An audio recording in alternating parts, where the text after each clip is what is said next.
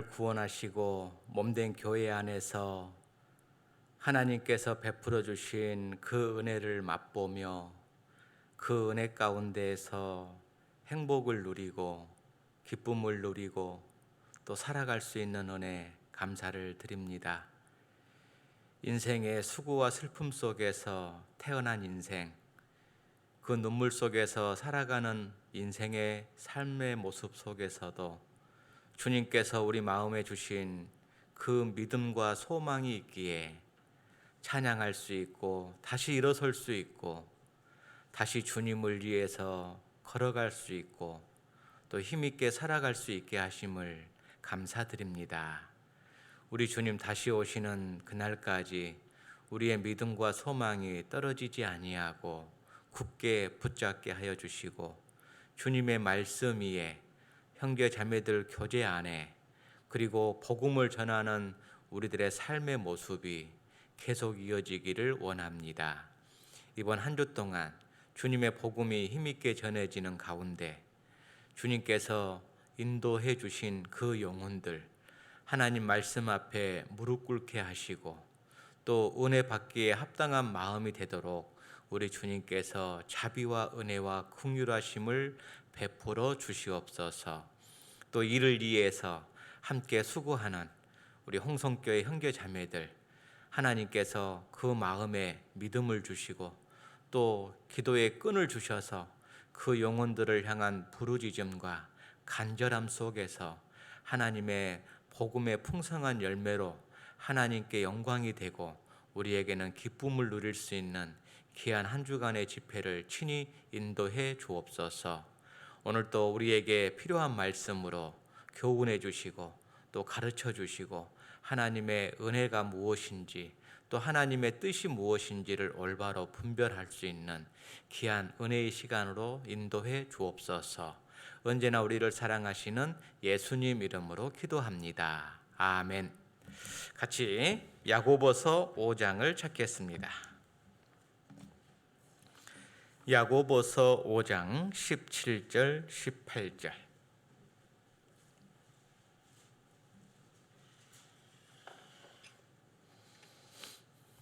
야고보서 5장 17절 18절.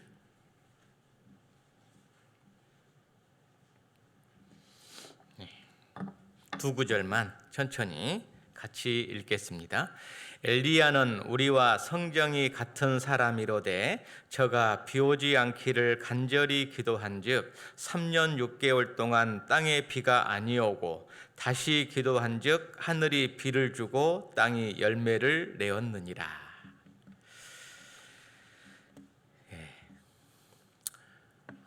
오늘은 신앙의 두 눈은 축복의 열쇠다라는 주제를 가지고 교훈을 좀 받아볼까 합니다. 닫힌 문, 잠궈진 문을 만나면 참 답답합니다. 가끔 바쁘게 움직이다 보면 어디를 가려고 차에 딱 왔는데 열쇠를 안 가져왔어요. 다시 갔다 와야 되잖아요. 참 답답할 노릇입니다. 또 집에를 올라갔는데 열쇠가 요즘은 번호키니까 그러지만 열쇠가 없으면 그것 또한 답답할 노릇입니다. 잠겨진 문은 열쇠가 있을 때는 그것이 답답함이 아니라 그냥 하나의 과정에 불과하죠. 우리의 인생 속에서 살아가다 보면 많은 문제들, 어려움, 또 답답한 일들을 만나게 됩니다. 그럴 때 이 열쇠가 있다면 그때그때 참 인생이 행복해질 것 같고 또 인생을 살아가는 신앙의 모습이 즐거울 것 같은데 우리가 세상에서 살다 보면 또 신앙생활 속에서 살다 보면 이 닫힌 문, 열쇠가 없어서 힘들어하고 답답해할 때 또 어떤 갇혀있는 느낌으로 어떤 문제를 열고 나아가지를 못하는 그런 우리의 삶을 보게 됩니다. 그런데 마태복음 16장 19절에 보면 천국 열쇠를 내게 주리니 라고 하셨는데 이 천국에 대한 열쇠도 예수님이 가지고 계시지만 인간의 마음의 문을 여는 열쇠도 사실은 주님이 가지고 계시거든요. 이 세상에 만물의 만사가 있는데 그 만사의 일들 속에서 모든 문제의 열쇠는 사실 성경에 있습니다. 우리가 그래서 서적부의 책 중에서 성경에 답이 있다라고 하잖아요. 사실 열쇠거든요. 그런데 이 세상의 많은 문제들, 우리가 전도 집회 때도 세상의 시작이 어떻게 되었을까? 인간의 시작은 어떻게 되었을까? 성경에 그 답이 있잖아요. 근데 성경을 배우지 않고 관심을 가지지 않으면 자기 인생의 문제, 어디서 와서 왜 살며 어디로 가는지, 죽음 후에 과연 어떻게 되는지, 영원한 천국과 지옥이 있는 것인지, 과연 죽음 후에 심판은 있는 것인지, 그 문제에 대한 답을 얻지 못하고 답답한 인생으로 살아갑니다. 그래서 죽음의 종로로 타고 사람에게 종로로 타고 죄의 종로로 타고 살아가는 것이 인생의 모습이죠. 종이라는 게 답이 없잖아요. 묶여 있는 것. 그래서 열쇠가 있다면 참 인생의 많은 문제에서 자유를 얻고 정말 기쁨을 맛보고 살아갈 수 있다라고 할 수가 있는 겁니다. 오늘 읽은 말씀에 엘리야는 우리와 성정이 같은 사람이로되, 이 성정이 같은 사람이다라는 뜻은 우리와 똑같은 육신을 가지고 있고 또한 우리와 똑같은 믿음을 가진 사람이고 똑같은 하나님을 섬기는 사람이다라는 뜻입니다. 저가 비 오지 않기를 간절히 기도한즉, 비 오지 않기를 간절히 기도했다. 왜 그랬을까? 하나님의 백성이, 이스라엘 백성들이 하나님을 찾지 않고 우상을 숭배하고 하나님을 등지고 살아가는 모습 속에서 하나님의 손길을 느낄 수 있게끔, 하나님의 임재를 느낄 수 있게끔, 다시 그 삶이 하나님께로 방향을 돌이킬 수 있게끔 하기 위해서 비 오지 않기를 기도했습니다. 그 기도를 하나님의 마음에 맞아서 하나님이 비를 주지 않았어요. 그리고 18절에 보면 다시 기도한즉 하늘이 비를 주고 땅이 열매를 내었느니라. 지금 우리나라가 상당히 가뭄에 찌들어 있습니다. 이 문제에 대한 답이 없잖아요. 세상 사람들은 그냥 하늘만 쳐다볼 뿐입니다. 지하수를 팔까? 댐을 만들까? 아무리 댐을 만든들 하늘에서 비가 안 오면 그 댐은 무용지물이죠. 참 사람은 답답할 때 하늘을 쳐다봐야 되는데 이렇게 비가 오지 않고 날씨가 좋으니까 놀러 갈 생각만 하잖아요. 참 그것이 인생의 어리석음입니다. 이스라엘 백성은 이 비가 오지 않는 가운데서도 정말 하나님을 찾지 않고 끝까지 고집을 부리고 살았어요. 인생의 모습하고 같죠. 이스라엘의 어떤 이런 신앙의 모습은 요즘 살아가는 사람들의 모습과 동일하다라고 되어 있습니다. 노아 시대와 인자의 올 때의 시대 같다라고 되어 있죠. 사람이 살아가는 모습은요, 해 아래는 새 것이 없어요. 그러니까 항상 똑같아요. 5,000년 전이나 3,000년 전이나 2,000년 전이나 1,000년 전 살아가는 사람들의 모습이나 그 마음과 생각은 거의 같습니다. 그런데 여기서 기도한즉 두 번이 반복되는데 이 문제의 열쇠가 뭐냐면 기도라는 거죠. 이 기도라는 것은 누가 하냐 하면 믿음의 눈을 가진 사람만이 기도를 합니다. 믿음이 없는 사람은 기도를 하지 않아요. 왜? 들어줄 것인지 안 들어줄 것인지도 모르겠는데 왜 기도해요? 그러니까 기도라는 것은 믿음이 있을 때만 기도할 수 있는 거예요. 우리가 기도해야 됩니다라고 신앙생활 속에서 많은 말씀을 듣지만 믿음이라는 것이 없으면 절대 무릎 꿇지 않습니다. 여기 이 17절, 18절 말씀의 원래의 본문의 이야기는 여기가 아니죠. 어디죠? 열왕기상 18장이에요. 찾아가겠습니다. 무대를 찾아가겠습니다. 열왕기상 18장 1절.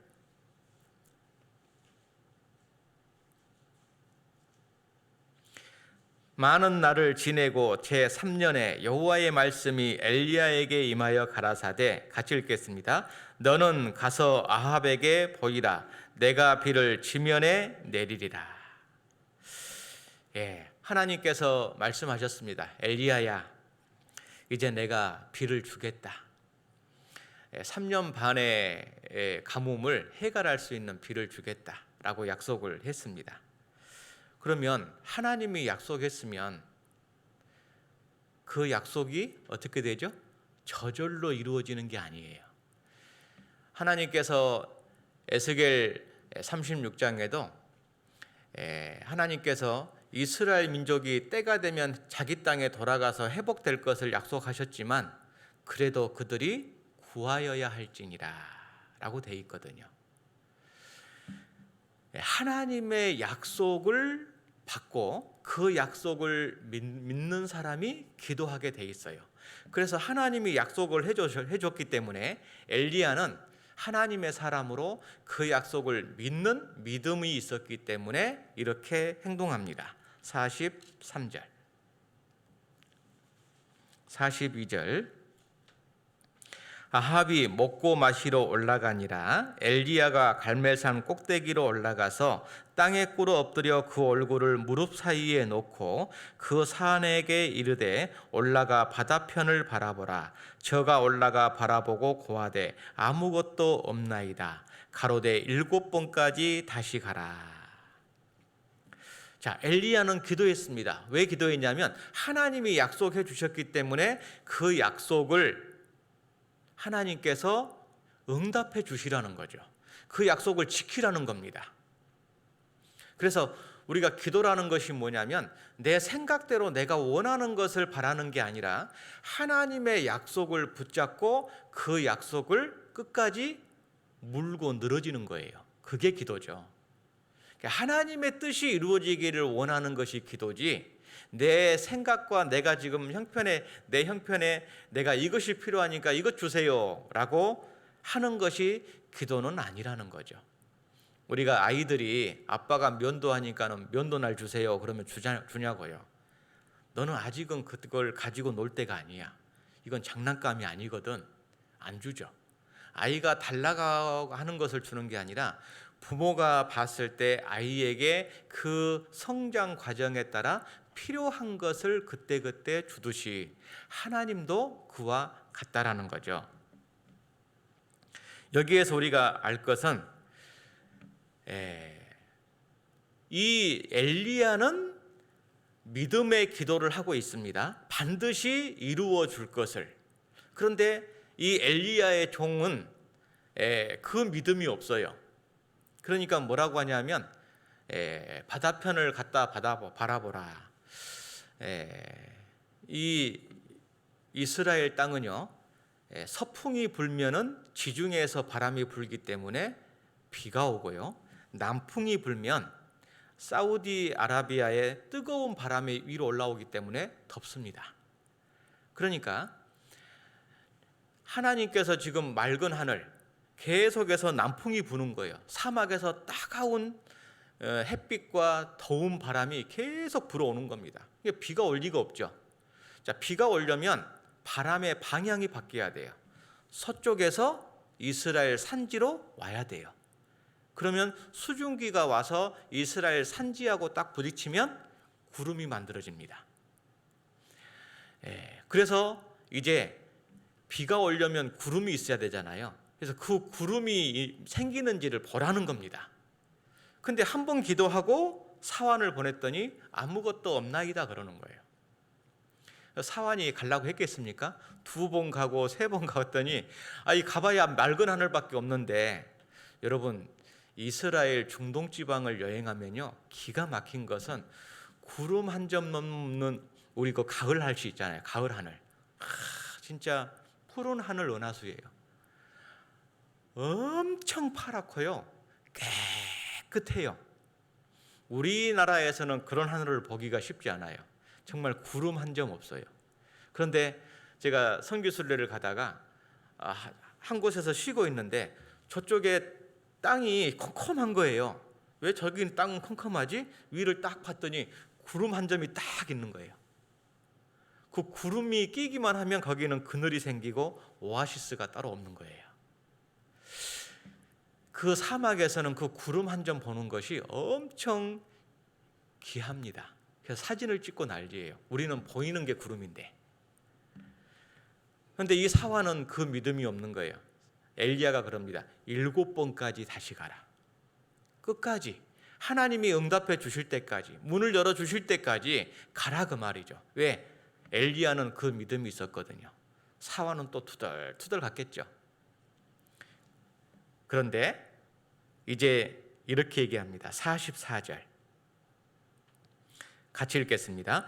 7번째 이르러서는 저가 고하되 바다에서 사람의 손만한 작은 구름이 일어나나이다. 가로되 올라가 아합에게 고하기를 비에 막히지 아니하도록 마차를 갖추고 내려가소서 하라 하니라. 사환이 7번째 기도하고 보냈더니 주인 저쪽 서쪽에서 손바닥만한 구름 한 점이 딱 보입니다. 그런 거예요. 그러니까 엘리야가요, 기도하다 말고 손을 딱 털고 일어났자는 거예요. 그리고 내려가자는 거예요. 왜요? 큰 비가 올 거다. 사화는 기가 막혔을 거예요. 맑은 하늘에 구름 한 점 떠 있는데 큰 비가 온다고요? 3년 반의 가뭄을, 북이스라엘 전역을 다 가뭄을 해결할 수 있는 비가 저 손만한 구름 한 점에서 이루어진다고요? 택도 없는 소리 마십시오. 그걸 믿으라고요? 엘리야는 믿었어요. 자, 엘리야가 하늘이 열린 것을 본 거죠. 그 손만한 구름 한 점이라는 것은 바로 열쇠였습니다. 하나님이 열어주겠다, 그 말이에요. 하늘문을 열어서 비를 주겠다라는 거죠. 이 종의 입장에서는 내가 7번까지 뛰어가서 그 산 너머 지중해 쪽을 바라보고 왔다가 됐는데 결국 나타난 것은 손만한 구름 한 점이라고요? 시커먼 먹구름이 아니라? 이 종은 실망스러운 반응을 보였을 수도 있어요. 그런데 엘리야는 아니었다는 겁니다. 이 손만한 작은 구름 한 점의 은혜, 이것이 우리에게도 있다는 거예요. 우리는요, 어떤 기도를 할 때 지금의 상황이 완전히 바뀌어지기를 바라고, 뭔가 세상에서 하늘에서 돈덩어리가 하나, 돈다발이 떨어지기를 바라고, 내가 전도할 사람의 마음이 밤과 낮이 바뀌는 것처럼 확 바뀌기를 원하고, 내 자식이 갑자기 공부를 꼴등해서 1등 하기를 원하고, 내가 아프던 사람이 갑자기 그 다음날 건강해가지고 건강미 넘치는 사람이 되기를 원하는 마음이 우리에게 있어요. 그런데 하나님은 우리를 그렇게 인도하시지 않는다는 거예요. 우리에게 손만한 작은 구름 한 점의 은혜로 나에게 축복을 시작한다는 거예요. 그런데 문제는 하나님의 손만한 작은 구름 한 점의 은혜가 누구에게 오냐? 믿음이 있는 사람에게 온다라는 거예요. 믿음의 눈으로 그것이 보이는 것이지, 믿음의 눈이 없으면 하나님의 손만한 작은 구름 한 점의 은혜가 와도 몰라요. 그리고 원망과 불평에 사로잡혀 버립니다. 여러분, 하나님의 역사는 이 손만한 작은 구름 한 점으로부터 시작된다라는 걸 아셔야 돼요. 430년 동안 애굽에서 종살이했던 그 이스라엘 민족을 출애굽시켜서 하나님의 약속의 땅으로 인도한 사람이 군대가 아니었어요. 나는 아무것도 못합니다. 나는 입이 뻣뻣해서 말할 줄도 모릅니다. 라고 하는 그 지극히 작은 자 하나, 모세, 그것도 손에 든 지팡이 하나로 해결하셨어요. 사울 왕이 그 블레셋 군대 앞에서요 쩔쩔 매고 있었습니다. 그 골리앗 앞에서. 그때 10대 중반의 작은 양치기 소년 다윗, 아무도 알아주지 않았던 그 심부름꾼 다윗이 그 작은 자를 통해서 그 엄청난 골리앗을 이겼잖아요. 다윗의 작은 자 다윗을 통해서 이스라엘의 대승리를 안겨준 거예요. 오병이어의 기적이 어른의 도시락이 아니었고 작은 어린 아이의 도시락. 어른은 그거 혼자 다 먹어도 양도 안 차요. 그 작은 것 하나를 가지고 5,000명을 먹이셨다는 거예요. 하나님의 역사는 작은 것에서부터 시작돼요. 그 작은 것을 볼 수 있는 믿음의 눈을 가진 사람은 대단한 겁니다. 그 사람은 행복해요. 여러분, 사과 속의 씨앗은 셀 수 있지만 그 씨 속에 숨겨져 있는 사과는 셀 수 없다는 말이 있어요. 왜? 이 세상에 많은 사과나무는요, 한 사과나무에서 시작했거든요. 한 사람, 성경은 한 사람의 위대함을 설명합니다. 많은 사람을 하나님은 원하지 않아요. 다수를 기뻐하지 않으셔요. 우리 홍성교회 정말 나 한 사람으로부터 믿음의 사람이 시작되면 하나님은 그 한 사람을 통해서도 많은 일을 하실 수 있어요. 한 사람의 영향력이 그렇게 큰 겁니다. 자, 여기를 45절 보시죠. 조금 후에 구름과 바람이 일어나서 하늘이 캄캄하여지며 큰 비가 내리는지라 아합이 마차를 타고 이스라엘로 가니. 손만한 구름 한 점 뒤에서 정말 3년 반의 가뭄을 해결할 수 있는 큰 구름과 큰 비를 만드신 하나님, 그 하나님의 손길, 그 하나님의 역사를 누가 볼 수 있습니까? 믿음의 사람이 볼 수 있는 거예요. 데살로니가 전서 5장입니다. 데살로니가 전서 5장 16절로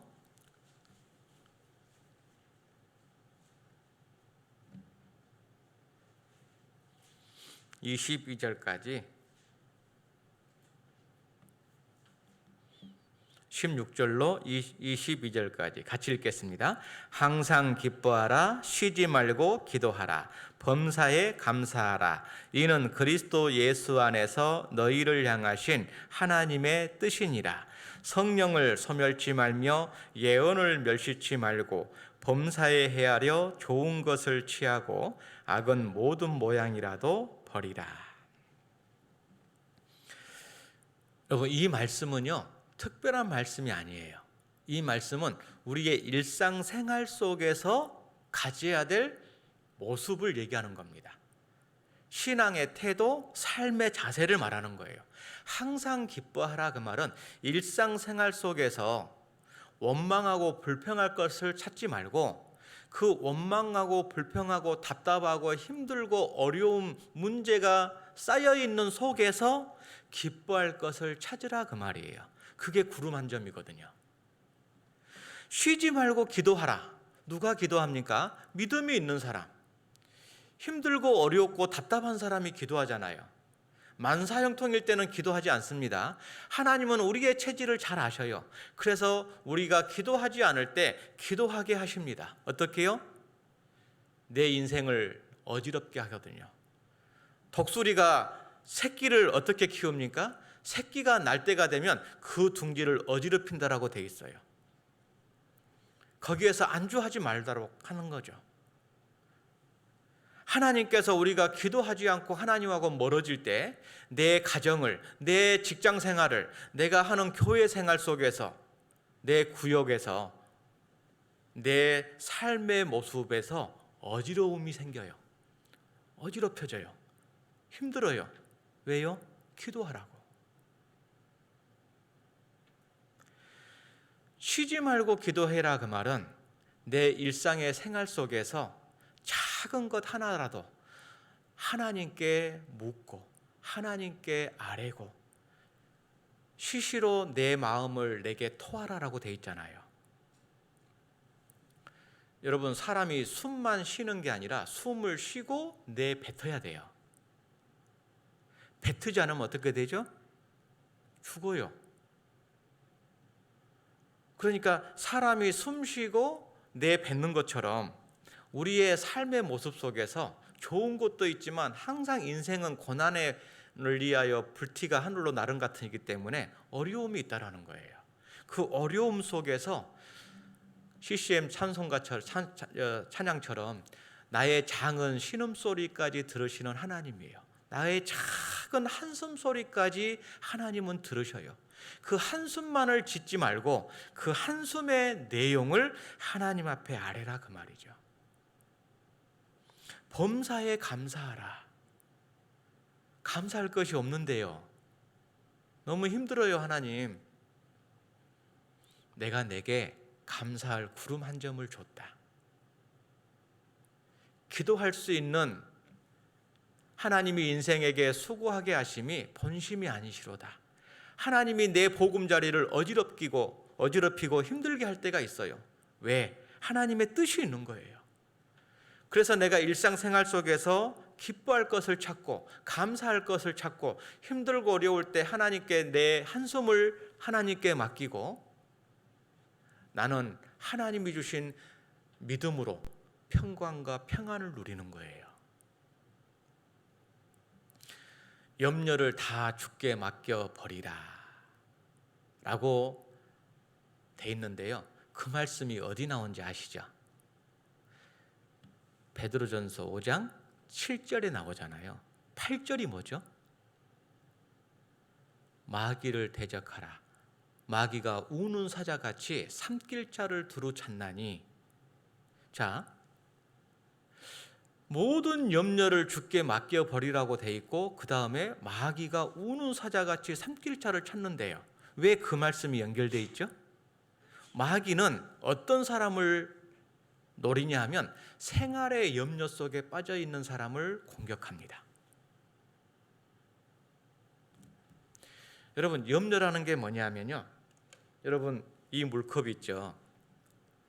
한 100g 나갈까요? 150g? 저는 이걸 들 수 있어요. 들고 있잖아요. 1분 들었습니다. 5분 들면 어떨까요?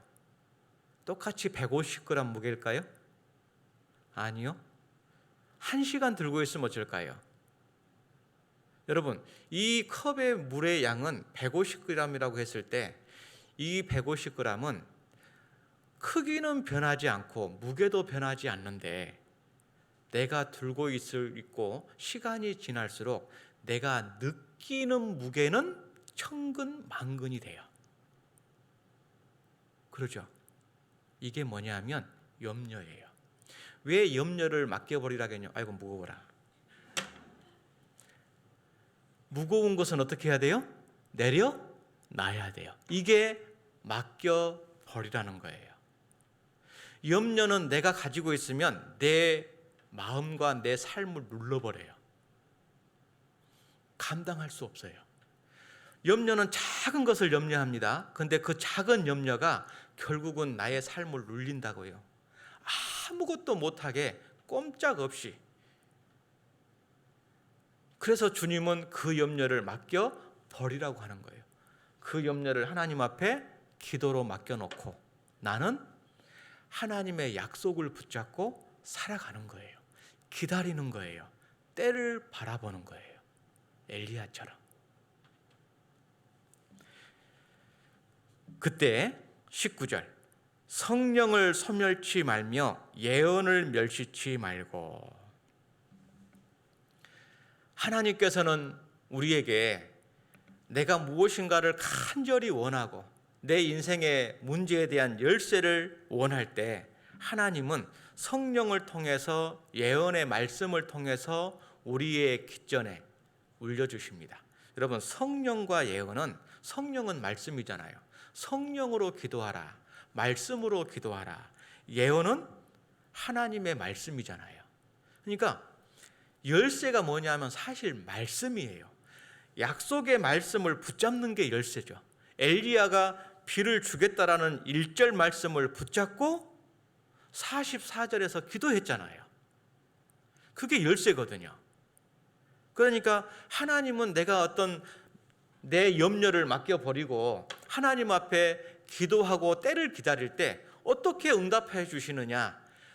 말씀의 구름 한 점으로 내게 약속하시는 거예요. 그러니까 성경을 읽고 듣는 것을 집중해야 돼요. 누가 할까요? 배고픈 사람이 음식 냄새에 민감하고 음식에 대한 갈급함이 커요.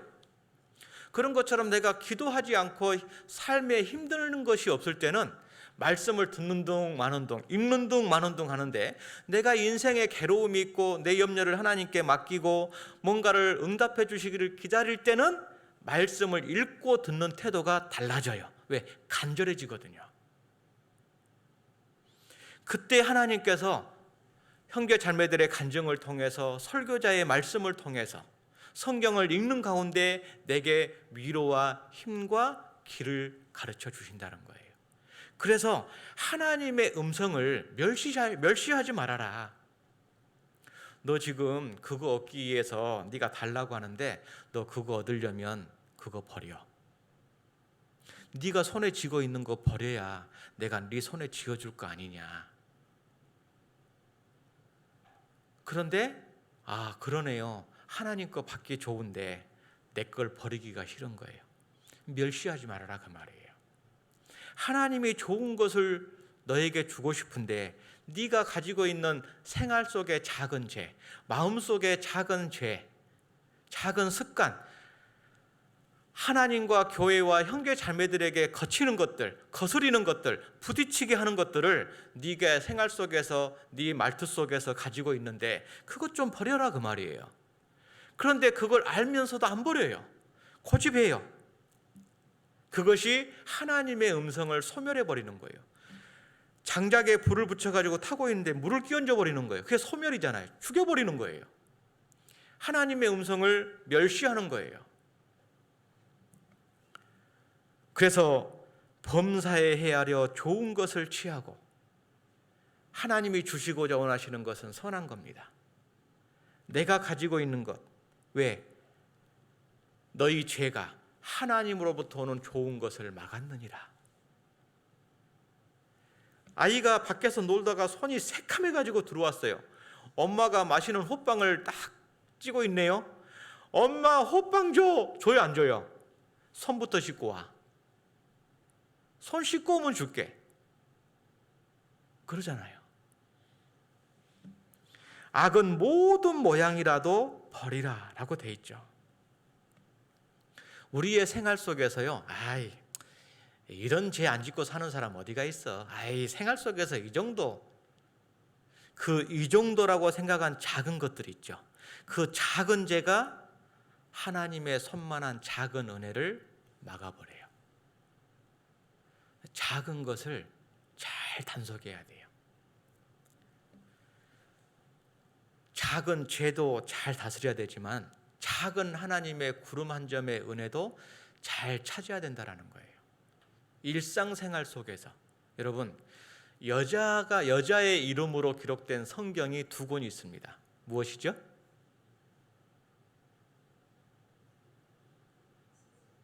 에스더서, 또 룻기. 자, 여자의 이름으로 된 성경 대단한 겁니다. 이스라엘에서의 여자는 사실 인구 조사의 숫자에도 안 쉬어요. 아주 무시하죠. 그런데 여자가 성경을 기록했고 그 성경이 당당히 성경 66권 하나님의 말씀에 들어가 있다. 참 놀라운데, 더 놀라운 것은 에스더는 왕비예요. 이스라엘 사람이면서 하나님의 선민이면서 왕비였어요. 성경을 기록할 자격이 있죠. 근데 룻은 하나님의 이스라엘 총회에 들어오지 못할 저주받은 모압 족속이었어요. 하나님의 은혜하고 축복하고는 거리가 먼 족속.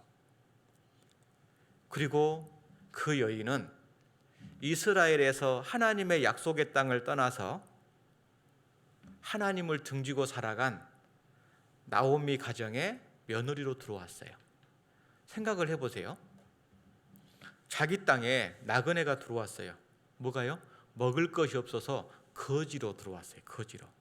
거지로 들어와 있는데, 남의 땅에 들어왔는데 뭐가 있겠어요? 땅 한 평이 있겠어요? 뭐가 있겠어요?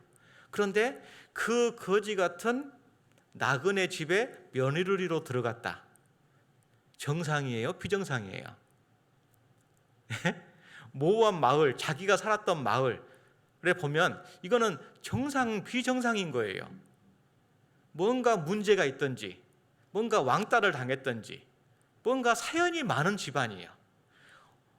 그 자기 나라 땅에 많은 남자, 많은 집안의 남자들도 있을 건데, 그 굴로 들어온 아무것도 없는 알거지 된 그 집안에 며느리로 들어갔다. 정상이 아니잖아요. 그리고 모압 족속과 이스라엘은 철천지 원수처럼 지내는데, 원수의 나라의 국민 속에 며느리로 들어간다? 정상이 아닌 거죠.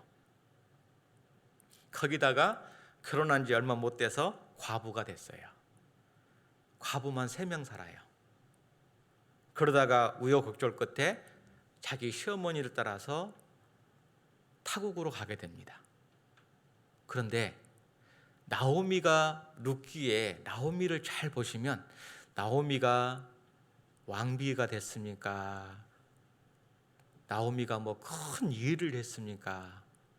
나오미의 그 생활 모습을 보면 밥하고 빨래하고 설거지한 것밖에 없어요.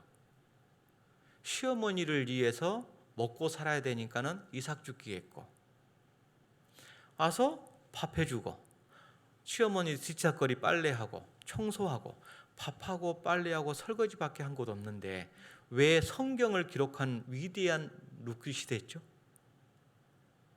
무엇이? 여러분, 믿음이라는 것은 큰 일을 하는 사람이 아니라 일상생활의 작은 것을 하나님의 일이라고 믿고 하나님의 사명이라고 믿고 그 작은 일을 성실하게 하는 사람, 그 사람을 통해서 하나님은 큰 일을 이루십니다. 여기 대부분 가정의 주부신데 밥하고 빨래하고 설거지하고 자식 뒷바라지하고 남편 뒷바라지하고 교회 와서도 똑같이 밥하고 빨래하고 설거지하고 교회 형제자매들 뒷바라지하고 내가 집에서도 지긋지긋한데 내가 교회에 와서까지 지긋지긋하다. 그런데 여러분, 내가 밥하고 빨래하고 설거지하는 게 내가 믿음을 가질 때 내가 밥하는 것이 하나님하고 연결되어 있고 설거지하는 게 하나님에 연결되어 있고 내가 뒷바라지하는 게 하나님하고 연결되어 있는 거예요. 다시 말하면 하나님의 일인 거예요. 그 하나님의 일을 성실하게 할 때 그 사람을 통해서 하나님은 하나님의 위대한 다윗의 할머니가 된 겁니다. 그 위대한 다윗의 할머니가 된 거예요. 여러분, 내 집에 말 안 듣는 자식이 있고 내 마음을 속썩이는 남편이 있습니까? 가족이 있습니까? 내가 그 가족들 속에서 문제만 보지 말고 그 속에서 하나님이 주시는 칭찬할 것, 잘하는 것이 있어요. 이쁜 것이 있어요. 그것을 찾으십시오. 그것이 구름 한 점이에요. 그걸 찾을 때 그 안에서 기뻐할 수 있고 그 안에서 감사할 수 있어요. 그 기뻐하고 감사하고 하나님 앞에 기도할 때 그게 구름 한 점을 발견한 사람의 삶의 모습이고 그 사람을 통해서 하나님은 큰 비를 만들고 큰 은혜를 준비하신다라는 거예요. 여러분, 내 몸이 안 아픈 데가 없습니까? 머리부터 발끝까지 다 아픕니까? 그러죠. 정말 우리 자매님들 고생 많아요. 예, 저희 자매도 대집회 한번 하고 나면요 그냥 몸살을 앓아요. 뭐 큰 교회도 아니고 적은 교회는 날마다 해야 되잖아요. 날이면 날마다 가서 조별로 돌아가도 날마다 해야 돼요. 일주일 하고 나면 들어 누워요. 예. 진짜 그런데 그 안에서 기쁨이 없으면 못 하잖아요. 새로 오신 분들이 오는 모습을 보고 그 분들이 말씀을 듣는 모습을 보고 또 변하는 표정을 보고 또 일요일 날 교회 나오는 모습을 보고 구원받았다는 소식을 듣고 그러면 내가 그 육체는 힘들고 고생스럽지만 마음은 기쁘잖아요. 그 마음의 즐거움이 내 몸에 양약이 되잖아요. 피로를 낫게 하는 거죠. 여러분, 내 몸이 아무리 아파도요, 하나님이 주신 건강한 곳이 있어요. 아픈 곳만 있는 게 아니에요. 건강한 곳이 있어요. 왜 아픈 것만 생각하십니까?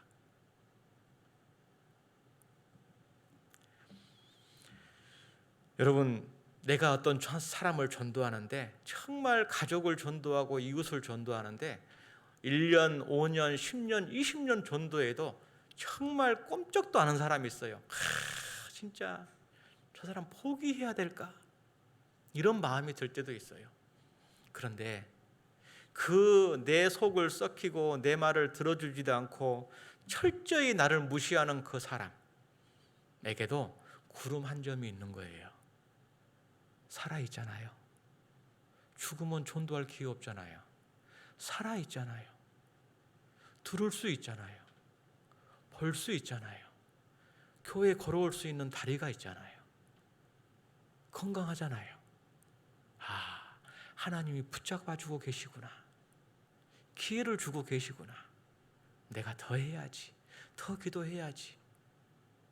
정말 그 답답한 속에서요, 구름 한 점의 은혜를 찾으면 내게 소망이 생기는 거예요. 기대가 생기는 거예요. 그래서 우리가 작은 시작을 내가 구름 한 점을 찾을 때 위대한 승리가 나에게 주어진다는 거예요. 그래서 우리가 마음속에요, 말씀 읽고 싶다. 그럼 말씀 읽어야 돼요. 좀 이따 읽어야지. 좀 있으면 못 읽어요. 갑자기 기도하고 싶다. 그러면 기도하셔야 돼요.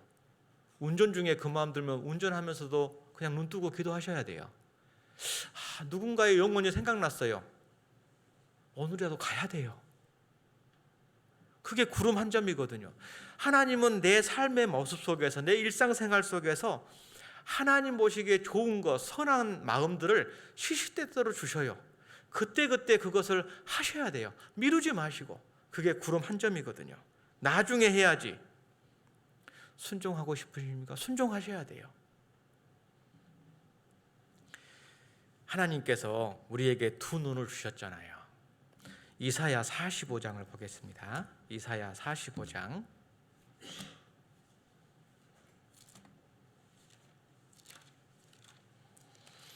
이사야 45장 7절. 같이 읽겠습니다. 나는 빛도 짓고 어두움도 창조하며 나는 평안도 짓고 환난도 창조하나니 나는 여호와라 이 모든 일을 행하는 자니라 하였노라. 빛과 어두움, 평안과 환난. 하나님께서는요, 우리에게 전도서 7장 14절 말씀처럼 형통한 날에는 기뻐하고 공고한 날에는 생각하라. 항상 밤과 낮이 있는 것처럼, 궂은 날과 맑은 날이 있는 것처럼, 오르막길이 있으면 내리막길이 있는 것처럼 하나님은 우리 인생을 항상 그렇게 인도하셔요. 그렇기 때문에 그 속에서 내가 두 눈이 필요한 겁니다. 왜? 형통할 때만 있는 게 아니죠. 공고할 때도 있는 거예요. 맑은 날만 있는 게 아니죠. 흐린 날도 있는 거예요. 오르막길만 있는 게 아니죠. 내리막길도 있는 거예요. 가시밭길만 있는 게 아니에요. 평탄한 길도 있어요. 이 두 가지를 하나님은 겸하여 주신다. 그러나 하나님의 하시는 일의 시종을 측량치 못하게 하셨다. 몰라요. 우리의 내일을 몰라요. 미래가 어떻게 주어질지를 몰라요. 세옹지마라고 하죠. 그래서 우리는 믿음의 눈이 필요한 거죠. 모르기 때문에. 그 믿음의 눈이 있어야 모르는 내일을 소망을 가지고 걸어갈 수 있어요. 기다릴 수 있어요. 기대할 수 있어요. 우리는 한 번도 가보지 않는 인생길을 매일 아침 시작하잖아요. 새로운 한 날이에요. 그래서 우리의 돌아보는 것은 보이지 않는 것이니 보이는 것은 잠깐이요 보이지 않는 것은 영원함이니라. 우리의 살아가는 생활 속에서도 보이는 것이 있고 보이지 않는 것이 있어요. 그러니까 우리는 이 두 개를 다 보고 살아가는 게 신앙의 눈이에요. 믿음의 눈이에요. 세상 사람은 보이는 것만 보고 살아요. 그러나 구원받은 그리스도인은 보이지 않는 것도 보고 살 수 있다고 해요. 그래서 구원받은 사람은 눈이 두 개라는 거예요.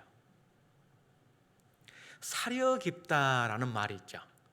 사려 깊다라는 말은 보이는 것만을 보는 게 아니라 보이지 않는 속까지도 살필 줄 안다라는 뜻이죠. 잠언에 보면 악인은 알아줄 지식이 없으나 의인은 알아줄 지식이 있느니라. 자, 구원받지 못한 사람은 자기밖에 몰라요.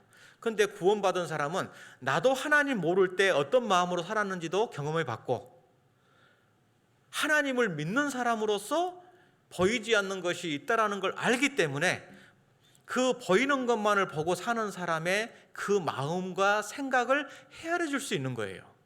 공감해 줄 수 있는 거예요. 나도 그랬어. 나도 너처럼 그렇게 생각하고, 나도 너처럼 그렇게 듣기 싫어했고, 나도 너처럼 그렇게 살았었어. 그런데 내가 성경을 배우고 나니, 구원을 받고 나니 그게 다가 아니더라.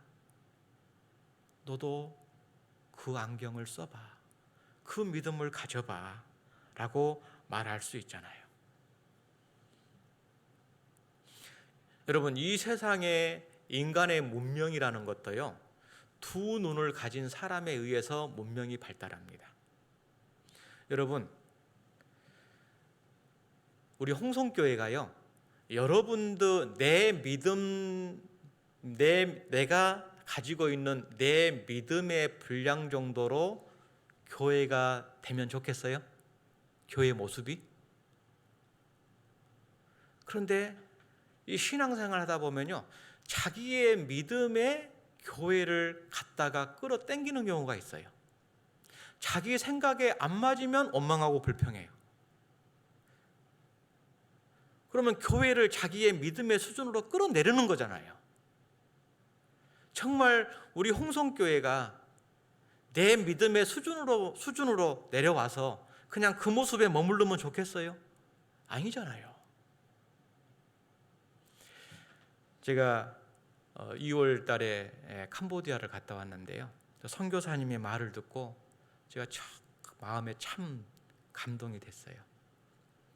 아이고, 선교사님, 이 정말 척박한 땅에서 영혼을 위해서 선교하시느라고 참 고생 많으십니다. 그 선교사님 뭐라고 하는지 아세요? 아니요, 이 고생은 아무것도 아니에요. 사실 최고의 선교지는 내 마음입니다. 내 마음 하나 고치지 못하고, 내 마음 하나 바꾸지 못하고, 내 마음 하나 다스리지 못하는데 내가 무슨 선교를 한다고 합니까?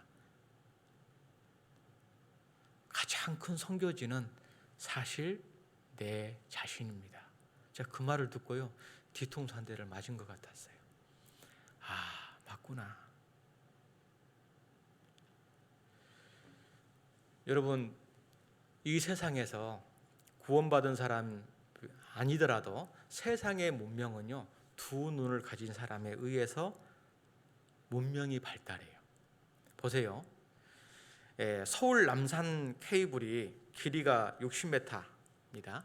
길이가 60m고 높이가 138m예요.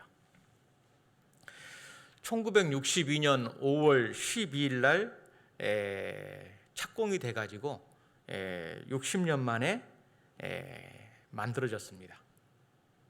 그걸 진행되는 과정이 60년 걸렸어요.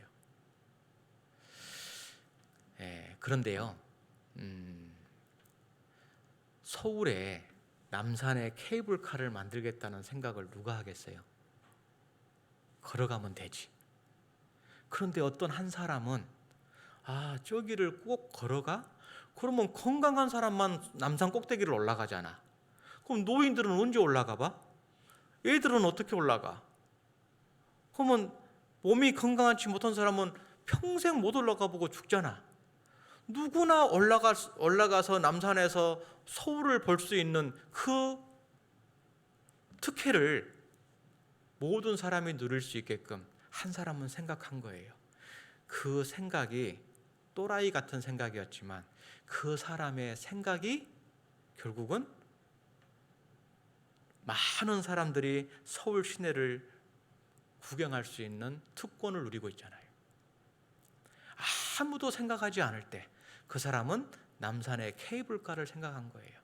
프랑스에 가면요, 프랑스, 이탈리아, 스위스 접경 지역에 보면 그 알프스 산맥의 최고봉인 몽블랑산이 있어요. 4,807m예요. 그 몽블랑산에 이 꼭대기 바로 중턱에 샤모니라는 마을이 있는데 거기에서부터 봉우리로 가는 케이블카를 만들 생각을 한 사람이 한 겁니다. 언제? 1905년에. 그래서 그 마을에서 출발을 해가지고 올라가는데 높이가 4,800m 산 꼭대기인데 3,842m 높이까지 케이블카를 타고 올라갈 수가 있어요. 그러니까 마을까지는 차를 타고 가요. 그리고 거기서 3,800m까지 케이블카를 타고 올라갈 수 있게끔 돼 놨단 말이에요. 누가? 등반가가 아니어도 올라갈 수가 있다라는 거예요. 그 전에는요, 그 3,800m 지점은 산악인들만의 공간이었어요. 산악인들만의 것이었어요. 그런데 케이블카를 만들고 이제 누구든지 모든 사람의 것이 된 거예요. 누구 때문에? 한 사람의 믿음의 눈 때문에. 여러분, 지중해와 홍해를 잇는 수에즈 운하가 있죠. 이집트를 통과해서 그 수에즈 운하를 쥐가 지나가 봤는데요, 그 수에즈 운하가 길이가 192km입니다. 192km. 서울에서 강릉거리예요. 그 192km를 뚫어가지고 배가 아프리카를 돌아서 유럽으로 가야 되는데, 페르시아만을 거쳐서 수에즈나 192km를 뚫은 이유 때문에 아프리카를 돌아가지 않고 지중해를 통해서 유럽으로 들어갈 수 있어요. 누가요? 그 수에즈 운하를 뚫어야 되겠다라는 한 사람의 생각이, 그 사람은 이미 본 거예요. 엄청난 경비를 전략할 수 있고 물자를 전략할 수 있다라는 생각을 한 거죠. 여러분, 그 시기에 중장비 하나 없는 시절에 어떻게 그 192m를 그 엄청난 2만 톤급 상선이 지나갈 수 있는 운하를 뚫었을까요? 대단하죠. 그 생각을 한 것 자체부터가 엄청난 겁니다. 여러분, 세상의 문명도요, 그 두 눈을 가진, 다른 사람들이 안 될 거라고 생각했는데 왜 안 돼? 하면 되지 라고 하는 믿음의 눈을 가진 사람을 통해서 인간의 문명도 발달합니다. 교회가 어떻게 성장하고 변화될까요? 항상 현실의 눈만을 바라보고 있는 그 눈을 가진 사람이 있는 동안에는 교회는, 내 신앙은 변화되지 않습니다. 믿음의 눈, 그 이상의 것을 볼 수 있는 눈, 그 눈이 있어야 돼요. 여러분, 우리가 해외 선교를 2007년에 시작했거든요. 여러분, 2007년 전까지는 우리 대한예수교 침례에는 국내 교회였어요. 그 누구도 해외를 생각하지 않았어요. 그런데 아무도 생각하지 않을 때 어떤 사람은 해외를 봤어요. 해외 선교하자. 그리고 시작한 거예요. 그때 많은 사람들이 그랬어요. 우리가 그걸 어떻게 합니까? 국내 교회도 힘든데.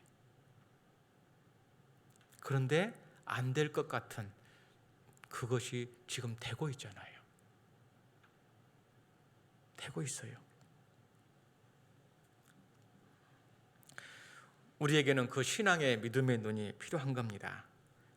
시편 19편을 보시죠. 시편 19편.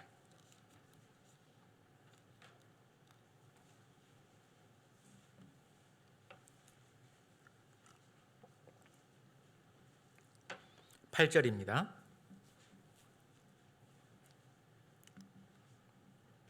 같이 읽겠습니다. 여호와의 교훈은 정직하여 마음을 기쁘게 하고 여호와의 계명은 순결하여 눈을 밝게 하도다. 자, 내 눈을 밝히는 게 뭐죠? 하나님의 말씀이에요. 그래서 내가 내 인생을 답답하고 뭔가 내 눈에 답답한 것이 많이 보이면 성경을 보셔요. 성경 속으로 들어가세요. 성경 속으로 들어가면 눈이 밝아져요. 믿음의 눈이 생겨요. 그리고 보이지 않는 것이 보여요. 그래서 우리는 한 눈으로는 현실을 바라보고 한 눈으로는 미래를 바라보는 눈을 가져야 된다는 겁니다. 여러분, 예수님이 12제자들을 데리고 예수님이 죽고 부활할 것을 3번 말씀하셨어요. 자기 때가 되매 비로소 예수님께서 죽으실 것을 말씀하시니라. 그런데 제자들은 아무도 못 깨달았어요. 그런데 누가요? 마리아가 깨달았어요. 향이 옥합을 가져왔어요.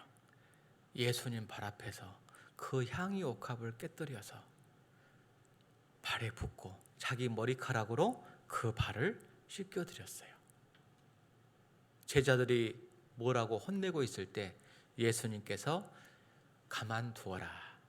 이는 좋은 일을 하였다. 나의 장사를 준비하였느니라.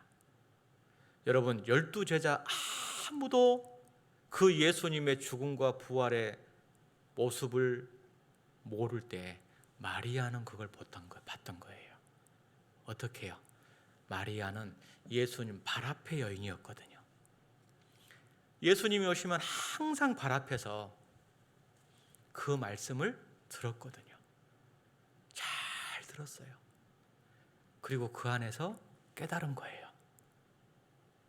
보이는 것 너머에 보이지 않는 것을 본 거예요. 미래를 본 거예요. 그 눈이 있어야 돼요. 그러죠? 우리는 어려움이 있으면 왜라는 말을 많이 합니다. 나에게 왜? 우리 집에 왜? 우리 교회에 왜? 여러분, 하나님은 몸된 교회를 지어져 간다라고 되어 있습니다. 교회는 완성되어져 가는 거고 지어져 가는 거예요. 개인의 신앙도 지어져 가는 거고 교회도 지어져 가는 거예요. 완전한 게 없어요. 완전한 게. 그러면 이런 건물을 지을 때도요, 제일 먼저 터를 닦고, 그러죠? 기초를 세우고, 그러죠? 지붕을 세우고, 그 다음에 세우고 나서는 실내를 다듬고, 그 다음에는 장비를 하고, 전기를 하고. 근데 이 건물을 공사할 때 보면 각 분야별로 다 다르죠. 일하는 사람이 다 달라요. 왜? 만능이 없어요. 한 사람이 다 하지를 못해요. 그래서 각 분야별로 여러 건축업자들이 함께 어우러져서 이런 좋은 아름다운 건물을 짓는 거예요. 그러죠? 교회도 지어져 가는 거예요. 저도 전도인이지만은 형제 자매들도 마찬가지죠.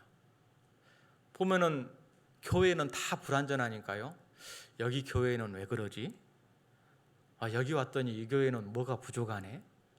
형제 자매들도 저 전도인은 왜 그러지? 이번 전도인은 이러네? 저번 전도인은 저랬는데? 이런 생각을 갖습니다. 그런데 하나님께서 전도인을 보내주실 때도 기초를 닦는 사람, 지붕 씌우는 사람, 실내 인테리어 하는 사람, 설비하는 사람, 하나님께서 교회에 필요하기 때문에 여러 모습의 서로 다른 전도인을 보내주시는 거예요. 아니, 그전 전도인은 이쪽으로 가라 가더니 이번 전도인은 이리 가라 가네. 어느 장단에 맞춰 춤을 추는 거야? 그럴 수 있어요. 교회를 위해서예요. 교회가 필요하기 때문에. 지난번에는 이런 걸 통해서 배웠고, 이번에는 이걸 통해서 또 배우고, 그러면서 교회가 성장해 가는 거죠. 성장해 가는 거예요. 모든 것이 합력하여 선을 이루느니라. 여러분, 이 봄, 여름, 가을, 겨울 4계절이 다 있어야 돼요. 농사 짓는 사람은 아이고 봄, 여름만 있으면 좋겠다. 농사 짓기 좋잖아요. 추운 겨울은 왜 있대? 겨울이 없으면 농사가 안 돼요. 우리 인생 속에서도 좋은 봄날, 꽃피는 봄날, 시원한 가을날만 있으면 좋겠다. 아니요, 뜨거운 여름도 있어야 되고 추운 겨울도 있어요. 그것이 어우러져서 때를 따라 아름다운 만물이 생기는 겁니다. 그런 것처럼 우리 인생도 때를 따라서 하나님께서 아름답게 만드셔요. 그래서 외라는 것은 외눈박이 눈만 있는 사람의 모습이고, 정말 두 눈을 가진 사람은 그 안에서 감사함을, 배울 것을 찾는 사람이에요. 그래서 두 눈이 있는 사람이 배워요. 계속 성장합니다. 계속 변화돼요. 교회 안에서 더욱 귀하게 쓰여요. 그런데 외눈박이 신앙은요, 10년이 가고 20년이 가도 항상 그대로예요. 제가 1992년 10월 10날 구원받고 지금까지 신앙생활 하면서 많은 형제 자매들을 봅니다. 같이 구원받고 신앙생활 했던 형제 자매들도 있어요. 많은 사람도 떠나게 됐지만 지금도 있어요. 어떤 형제 자매들은 지금도 집사가 돼가지고 교회 안에서 귀하게 쓰임 받아요. 어떤 형제는 20년, 30년 전 그대로 있어요. 일요일 날만 왔다 갔다 해요. 왜 그럴까? 항상 불만. 그래서 원불교인은 안 된대요. 원불교인. 뭐예요? 원망, 불평, 교인. 원불교인. 자기가 손해인 겁니다. 그래서 우리가 신앙생활 속에서요, 반드시 두 눈을 가지기 위해서 정말 하나님의 말씀, 여호와의 교훈은 정직하여 마음을 기쁘게 하고 여호와의 계명은 순결하여 눈을 밝게 하도다. 이 하나님의 말씀의 눈으로 우리가 교회를 바라보고 형제 자매들을 바라보고 그리고 세상을 바라보고 영혼을 바라보고 내 남편을 바라보고 내 자녀를 바라보고 내 가정을 그리고 내 모든 삶의 모습을 바라본다라면 정말 이전보다 다른 나의 감사와 기쁨이 넘치는 우리의 삶이 될 겁니다. 하나님은 구름 한 점, 그 구름 한 점을 늘 가지고 살아가는 사람, 그 사람이 은혜로 굳게 하는 사람이고 은혜가 넘치는 사람이고 그 사람이 감사가 넘치는 사람이다라는 겁니다. 그래서 우리 홍성교회 어머니들도 정말 그 구름 한 점의 은혜를 생활 속에서 하나님하고 연결시킬 때 하나님은 항상 나에게 그 구름 한 점의 은혜를 통해서 나에게 축복을 더해 주시고 승리케 하신다라는 사실을 기억하고 살아가시면 좋겠습니다. 기도하시겠습니다. 우리를 사랑하시는 주님 감사합니다.